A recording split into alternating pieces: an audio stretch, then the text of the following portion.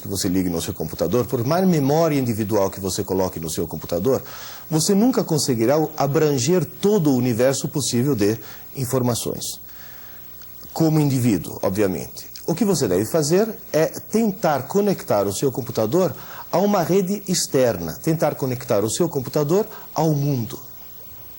Se você quiser ligar seu MSX ao resto do mundo, você precisa ter uma interface de comunicação, obviamente com manual de instruções, e conectar essa interface num dos slots do seu microcomputador.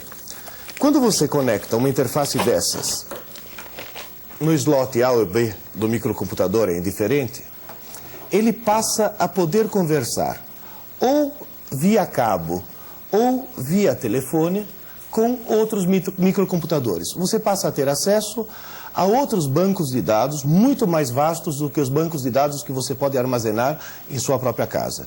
E você passa a ter, inclusive, a possibilidade de ligar diretamente o seu MSX num computador de maior porte, como, por exemplo, um IBM PC. Esse IBM PC, por exemplo, é um microcomputador de uma escala de grandeza completamente diferente do de um MSX.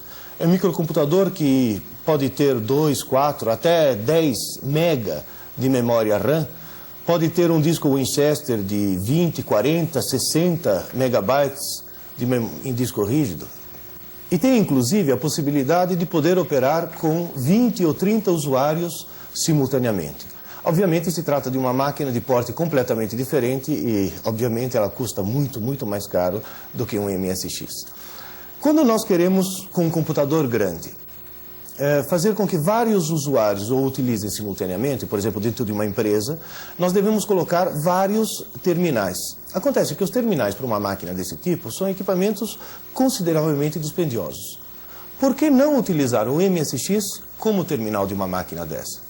Isso funciona perfeitamente. Com essa interface de comunicação, você pode ligar o seu microcomputador MSX a um IBM PC e ele passa a funcionar como terminal.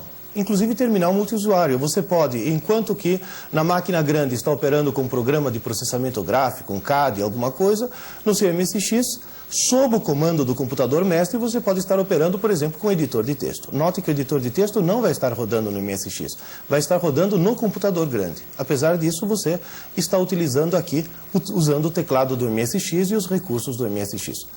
Como vantagem adicional, além de ter um terminal barato, quando você desconecta a ligação entre o MSX e o microcomputador grande, você pode fazer com que esse MSX, ao contrário do que aconteceria com o terminal burro, que simplesmente fica inútil, você possa fazer ligações, por exemplo, através do telefone e acessar um videotexto, Sampa, um Cirandão, ou algum programa, algum banco de dados geral, ao qual você passa a ter acesso. Vamos ver um pouquinho como funciona o videotexto, por exemplo, no MSX. Depois de ligar através do número 148 para a Telesp, essa interface de comunicação ligada ao modem permite acessar um videotexto, ou seja, permite acessar o microcomputador da Telesp. Você pode, por exemplo, utilizar o serviço de videomensagem. O serviço de videomensagem é um serviço no qual você trabalha como se estivesse usando um telex eletrônico, uma caixa postal eletrônica. Você deve digitar o seu nome, alguns escolhem pseudônimos, eu escolhi meu próprio nome, que é tão complicado que ninguém nunca iria conseguir adivinhar. Você digita, depois do nome, uma senha secreta, que felizmente não vai aparecer na tela, senão todos vocês vão entrar no meu serviço de videomensagem. E depois de um certo tempo, o computador da Telesp me coloca em contato com a videomensagem. Não há mensagem para mim, então vou enviar uma mensagem para algum amigo. Eu chamo a lista de participantes e o computador da Telesp me pede pelo menos as primeiras letras de quem eu quero consultar. Vou consultar um amigo, Oscar, cujo sobrenome eu esqueci. O computador da Telesp me fornece todos os Oscar e Os alguma coisa cadastrados. Eu lembrei agora que é Oscar Burde, número 2, eu chamo o número 2 e já o computador me coloca em contato com a caixa postal do Oscar Burdi, para o qual eu posso enviar alguma mensagem. Por exemplo, ele aqui está enviando uma mensagem genérica, dizendo obrigado pela sua mensagem, responderei em breve. E depois da apresentação dessa mensagem genérica do Oscar, é que vai aparecer o espaço para que eu possa registrar a minha própria mensagem. Eu teclo uma mensagem qualquer.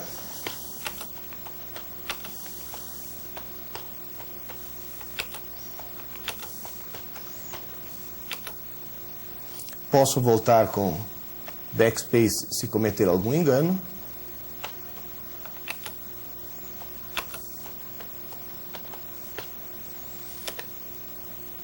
Para finalizar a mensagem, basta dar o sinal de number e o return, e essa mensagem automaticamente já está colocada na caixa postal do Oscar. Me pergunta se eu quero enviar essa mensagem para mais alguém, eu digo que não, e a comunicação já está feita. Quando o Oscar ligar o videotexto dele, ele vai perceber que há uma mensagem para ele, e eventualmente vai poder responder. Eu posso, obviamente, tirar uma cópia de todas essas mensagens na impressora e o sistema funciona como uma espécie de telex personalizado para todos os participantes da videomensagem.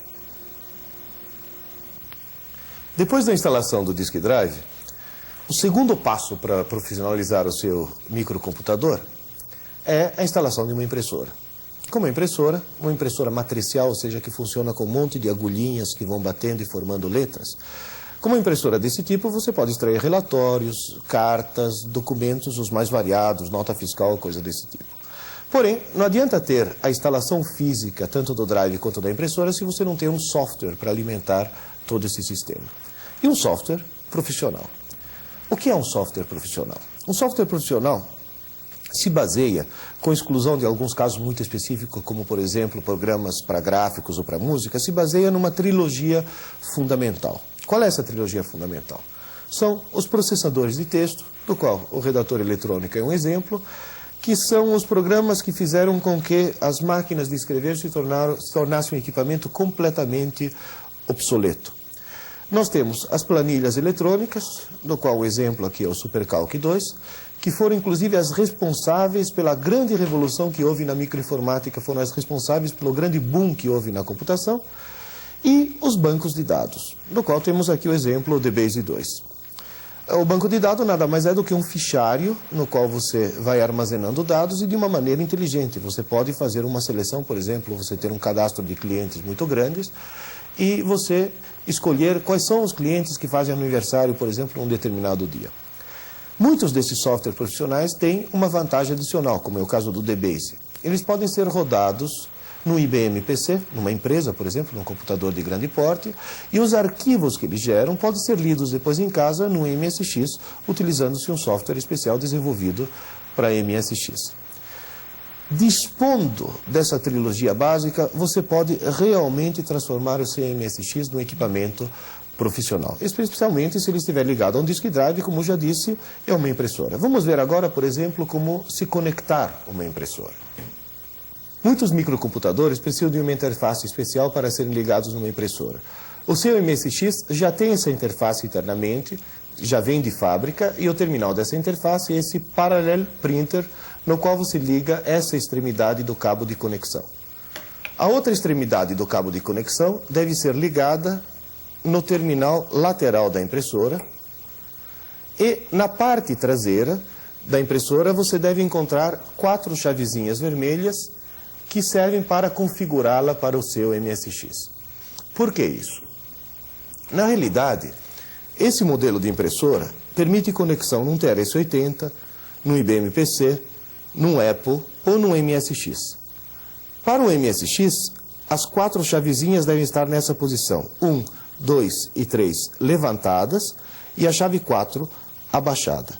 Nessas condições, a sua impressora já está pronta para ser ligada no MSX, recebendo os caracteres próprios do MSX para os quais ela já está configurada. Na parte inferior da impressora, temos uma solução inteligente para poder deixar um espaço para o papel. Temos esses 2 pés que devem ser levantados, de maneira a poder colocar o papel de alimentação da impressora na parte inferior. Depois de colocar a fita e o papel na impressora, você pode ligá-la e uma vez que o sistema esteja conectado a um editor de texto, você pode imprimir o texto que você digitou.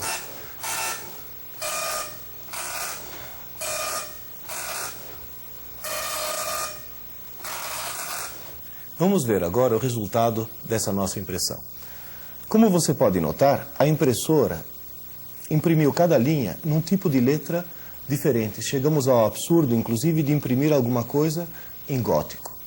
Essa possibilidade dessa impressora se deve a uma característica toda especial dela. Ela possui uma memória na qual ela pode armazenar outros alfabetos que não os alfabetos residentes dela, que foram carregados através do computador por um software especial. Através desse software, você pode escolher outras fontes alternativas, ou seja, outros formatos de letras para os quais o seu computador vai escrever na impressora. Obviamente, você pode, além de utilizar o software que está aqui demonstrado, você pode desenhar as suas próprias fontes. Você pode escrever em outros alfabetos, você pode escrever em grego, você pode escrever em katakana, em japonês, você pode escrever com o alfabeto hebraico e com os tipos de letras e formas de letras que você resolva definir. Este não é o único recurso dessa impressora. Nesse livro, por exemplo, você tem um software que permite fazer a cópia gráfica de uma tela, copiando a tela do MSX ponto a ponto na impressora que nós estamos usando nesse momento.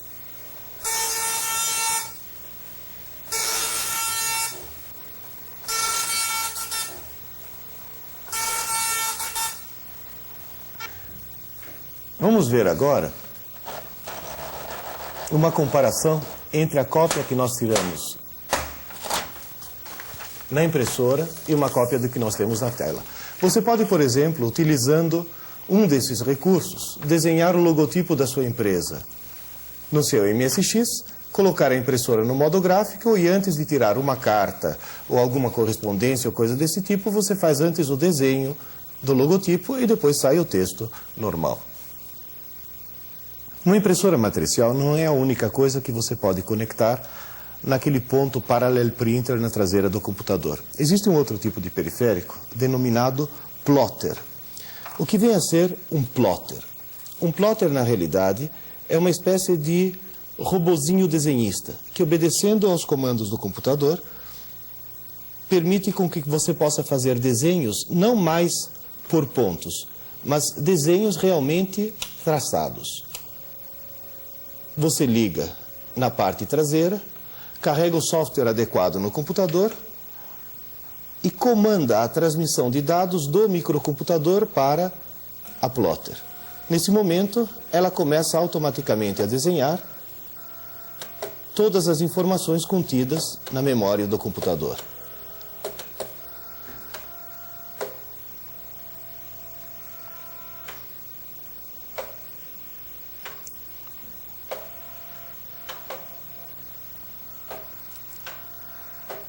Através de uma linguagem muito parecida com o comando draw do BASIC, na própria linguagem BASIC você pode comandar a plotter através de instruções específicas. Com essas instruções, ela desenha, traça linhas, curvas, círculos, e inclusive ela pode escrever, e escrever com letras não apenas de um único tamanho, escrever com letras de tamanhos diferentes, localizadas em posições diferentes do desenho. Na realidade, um equipamento desse não é um desenhista na medida que ele não pode criar absolutamente nada, mas ele economiza a parte do trabalho braçal, ou seja, aquela parte em que um desenhista normal ficaria horas e horas fazendo um desenho com a precisão devida. Essa plotter, só para termos uma ideia, ela tem uma precisão de 100 micra, ou seja, 1/10 de milímetro, e uma reprodutibilidade total. Se a caneta está numa certa posição, se movimenta bastante e você a manda retornar para a mesma posição, ela retorna exatamente para a mesma posição inicial.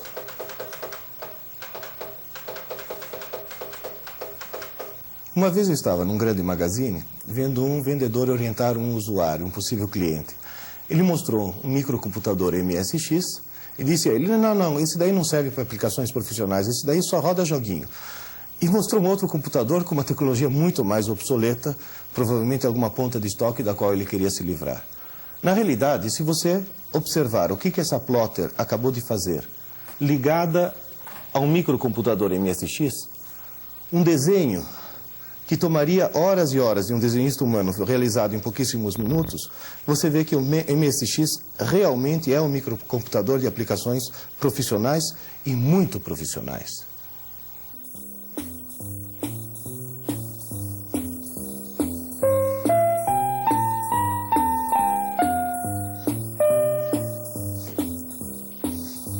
Existem certas pessoas dotadas de muita psicomotricidade e habilidade musical que seriam capazes de extrair maravilhas de um instrumento desses.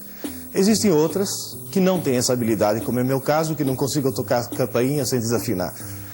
Para essas pessoas que não têm a habilidade motora de poder dedilhar sobre um instrumento desses, a frustração que existe pode ser evitada usando-se um outro tipo de instrumento, o microcomputador MSX. Quando Kenichi estabeleceu o padrão MSX, ele previu não só grandes recursos gráficos, como grandes recursos sonoros.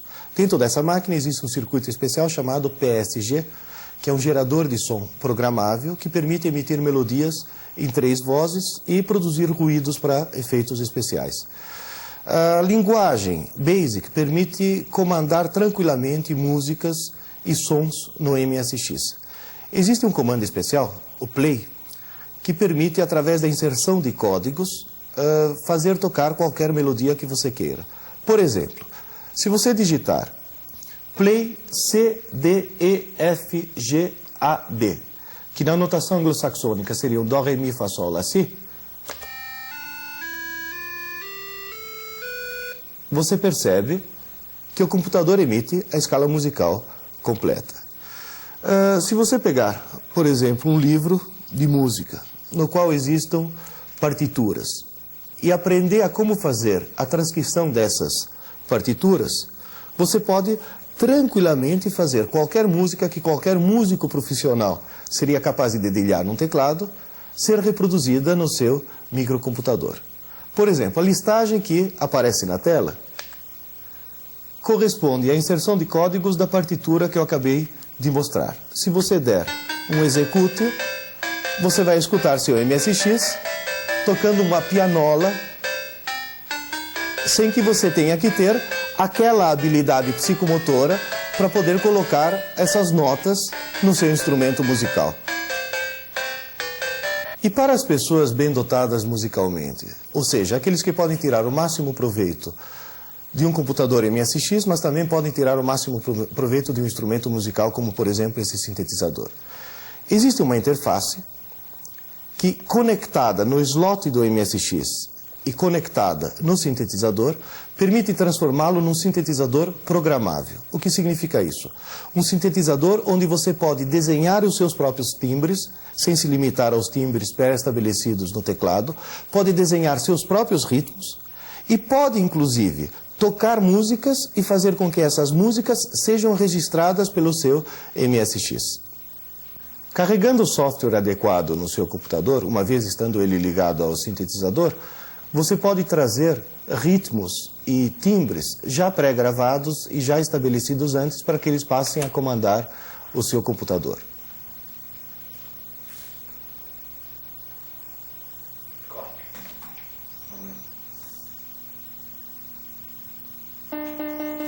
Bem, você pode agora trazer sons os mais estranhos possíveis do seu microcomputador MSX para o sintetizador.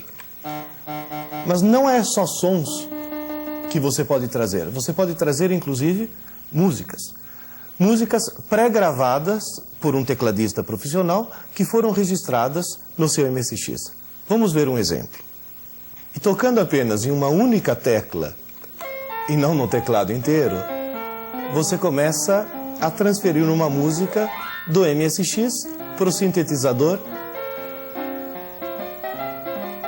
com uma qualidade, obviamente, muitíssimo melhor e muitíssimo melhor do que eu poderia fazer como tecladista. Parece um pouco que há como um fantasma talvez o fantasma do Scott Joplin tocando, como naqueles filmes de faroeste. Só falta a placa, por favor, não atire no pianista. A outra vantagem que existe é que você pode se sobrepor à música tocando outra coisa, enquanto o microcomputador também está tocando. Você pode gravar, por exemplo, um acompanhamento e você, se tiver habilidade como tecladista, tocar a melodia enquanto o seu MSX se encarrega de fazer todo o acompanhamento da música. É uma maravilha, não é? Bem, chegamos no nosso último programa, mas ainda não desligue o seu videocassete porque eu tenho duas informações importantes. Uma delas se refere ao seguinte: você deve ter notado que há uma série de periféricos que despertaram sua curiosidade, uma série de software que despertaram sua curiosidade. Como um dos maiores problemas do mercado de MSX é justamente a falta de informação, no fim dessa fita nós colocamos um guia, uma sequência de nomes e endereços dos vários fabricantes, uma espécie de páginas amarelas do MSX, para que você possa encontrar aquilo que despertou o seu interesse. Obviamente, nós fizemos um panorama muito vasto, muito rápido do universo do MSX. Esperamos que você tenha tido uma ideia, nem que seja uma ideia superficial, mas uma ideia do que o MSX pode fazer por você. Obviamente, haverá fitas dedicadas a cada um dos assuntos específicos. Por exemplo, faremos uma fita sobre o DBase, faremos uma fita sobre um curso de Basic para que você aprenda a programar, mas você deve ter percebido que, mesmo não sendo um programador, você pode dar uma grande utilização para o seu computador. Esperamos que a sua curiosidade tenha sido satisfeita e muito obrigado.